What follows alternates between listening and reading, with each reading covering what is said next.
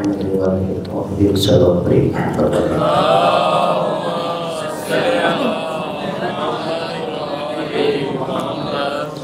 دوسرے قرآن کے حوالے سے آئیے عرض کریں گے کہ جو قرآن مجید ہمارے پاس موجود ہے کیا یہ وہی قرآن مجید ہے جو قلب مصطفیٰ صلی اللہ علیہ وآلہ وسلم پر نازل ہوا تھا، اور کیا اس قرآن مجید کو نبی کے زمانے میں جمع کیا گیا تھا یا نبی کے بعد خلافہ کے زمانے میں جمع کیا گیا ہے؟ سب سے پہلی بات یہ ہے کہ قرآن مجید جو سید الانبیاء حضرت محمد صلی اللہ علیہ وسلم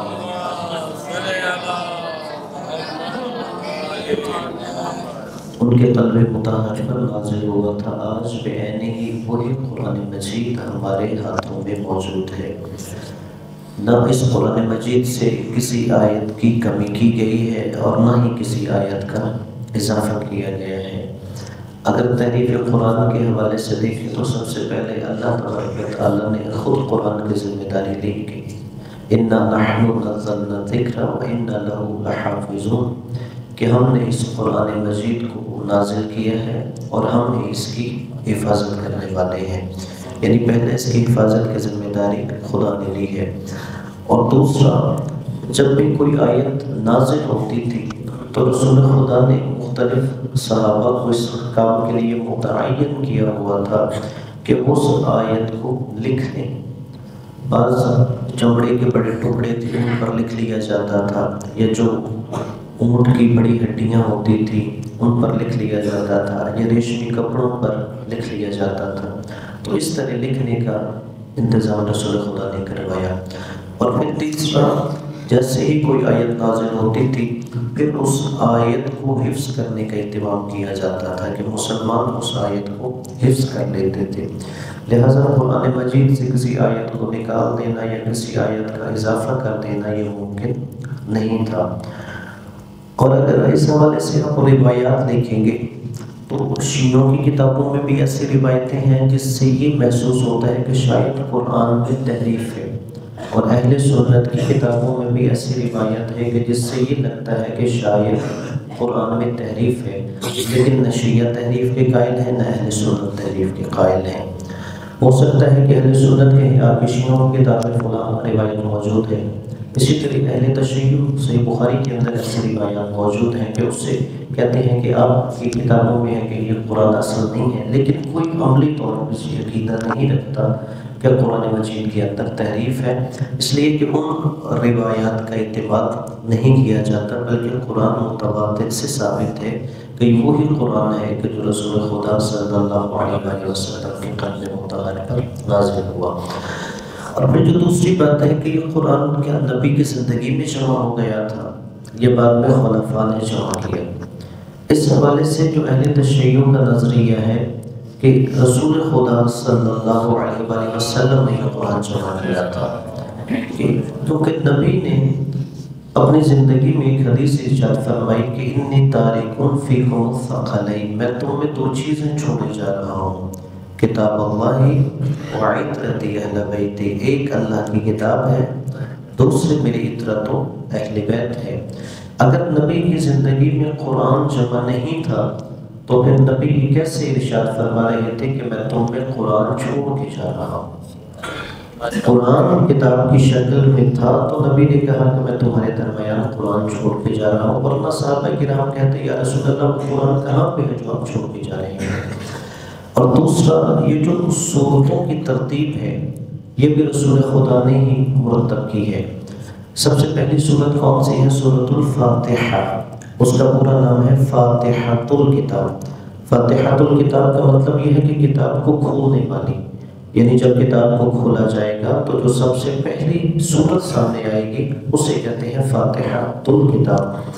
اس کا مطلب یہ ہے کہ قرآن کتاب کی صورت میں موجود تھا، تو اس لیے جب اس کتاب کو کھولا جاتا تھا تو پہلی یہ صورت ہوتی تھی، اس لیے اسے سورۃ الفاتحہ، یہ فاتحۃ الکتاب کہا جاتا ہے۔ یعنی یہ قرآن بھی نبی کی زندگی میں ہی جمع ہوا، بعد میں خلفاء کے زمانے میں اسے جمع نہیں کیا گیا تھا۔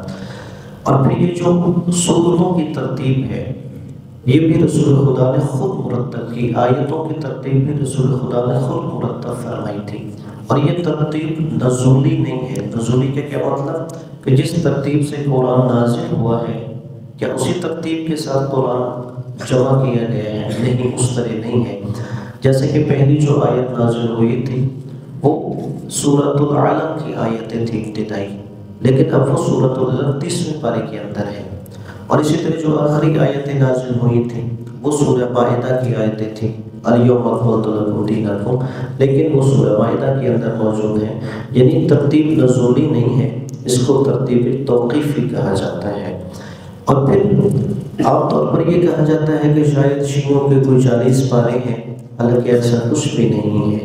یہ کہا جاتا ہے کہ اس میں سے 10 پارے بکری کھا گئی تھی، حالانکہ یہ روایت جو ہے بکری کھا جانے والی یہ شیعوں کی کتاب میں روایت نہیں ہے، یہ پھر اللہ نے اہل تسنن کی کتاب سنن ابن ماجہ کے اندر روایت ہے کہ جب رسول خدا کا انتقال ہوا تو لوگ اور کاموں میں مشغول تھے، تو حضرت ام المؤمنین عائشہ کی ایک بکری تھی، وہ قرآن کا کچھ حصہ کھا رہی تھی۔ تو یہ اہل سنت کی کتاب کے اندر روایت سنن ابن ماجہ میں ہے، شیعوں کی کتاب میں یہ روایت نہیں ہے۔ لیکن اس میں غور کی یہ بات ہے کہ نبی کے زمانے میں قرآن پاروں کی شکل میں تھا ہی نہیں۔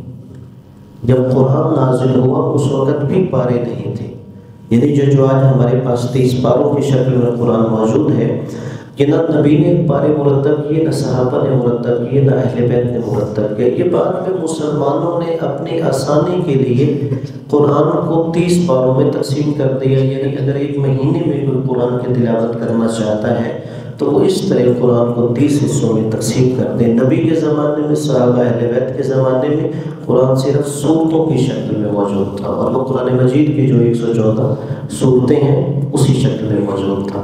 اسی طرح آج قرآن میں آپ دیکھتے ہیں رکوع بھی ہیں کہ 540 رکوع ہیں۔ نبی یا اہل بیت کے صحابہ کے زمانے میں رکوع بھی قرآن میں نہیں تھے۔ کیوں؟ یہ بعد میں بھی مسلمانوں نے خود قرآن کو رکوع کے اعتبار سے تقسیم کیا، اس لیے کہ اہل تشیع کے نزدیک اہل بیت علیہ السلام کی روایات کی روشنی میں اگر آپ نماز پڑھ رہے ہوں تو سورۃ الحمد کے بعد پہلی 2 رکعتوں میں کوئی بھی ایک سورت پوری پڑھنا واجب ہوتا ہے، یعنی جو بھی آپ نے سورت شروع کر دی وہ پوری پڑھنا واجب ہوتا ہے۔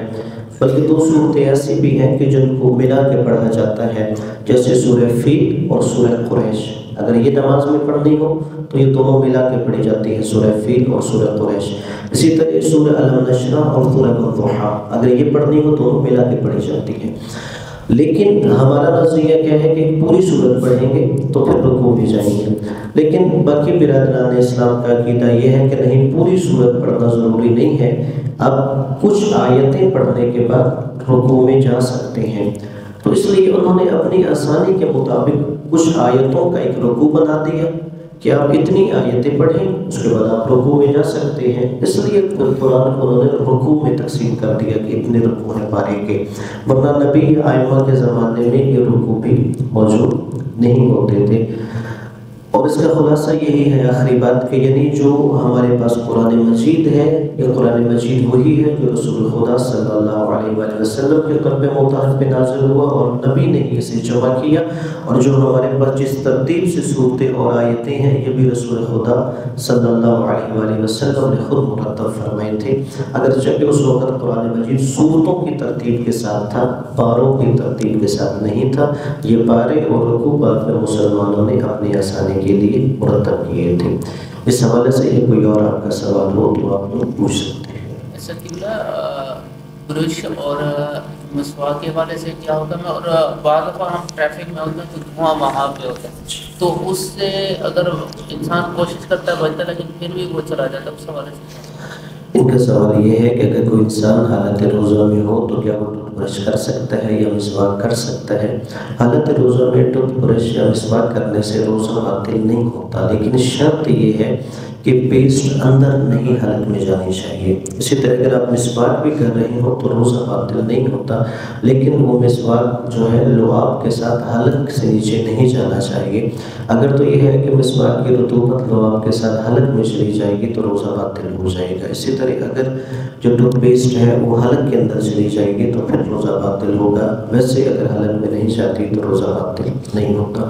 اسی طرح مبطلات روزہ میں سے یہ ہے کہ غبار غلیظ کا حلق تک پہنچانا، یعنی کوئی گاڑھا غبار ہو وہ بھی اگر حلق تک چلا جائے تو روزہ باطل ہو جاتا ہے۔ جیسے آپ اکثر جہاں پہ آٹا پیسا جاتا ہے چکی پر، وہاں بہت زیادہ آٹے کا جو ہے غبار ہوتا ہے، اگر وہ حلق کے نیچے چلا جائے تو روزہ باطل ہوتا ہے۔ اسی طرح جیسے انہوں نے کہا کہ بس اوقات ہم ٹریفک میں ہوتے ہیں، اگر تو وہاں پر اتنا زیادہ دھواں ہے گاڑھا کہ وہ غبار بن چکا ہے اور اس کی وجہ سے اتنی پولوشن ہے کہ ہمیں واضح دھواں نظر آ رہا ہے اور وہ حلق کے نیچے چلا جاتا ہے تو اس سے روزہ باطل ہو جائے گا۔ لیکن ایسی صورت کے لیے بہتر یہی ہے کہ اگر انسان کو پتہ ہے میں کسی ایسے علاقے میں جا رہا ہوں کہ جیسے اندرون شہر چلے جائیں کہ وہاں پر ایسا ٹریفک جام ہوتا ہے، تو انسان ماسک کا استعمال کرے گا، جیسے آپ کے پاس رومال ہے انسان اس کا استعمال کر دے تاکہ وہ حلق تک نہ پہنچے۔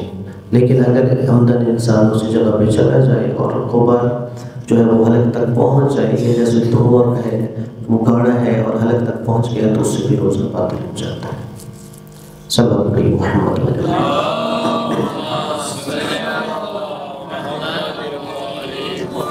اللہم صلی علی محمد وآل محمد۔ الہی تجھے واسطہ اپنی عزت و جلالت کا، تجھے واسطہ قرآن و اہل بیت کا، ہمارے گناہوں کو معاف فرما، ہمارے خطاؤں سے درگزر فرما، ہمارے والدین و اساتذہ کے گناہوں کو معاف فرما، ہم سب کے مرحومین کی مغفرت فرما۔ اس ماہ رمضان المبارک کی خاص رحمتوں برکتوں کا ہم پہ نزول فرما۔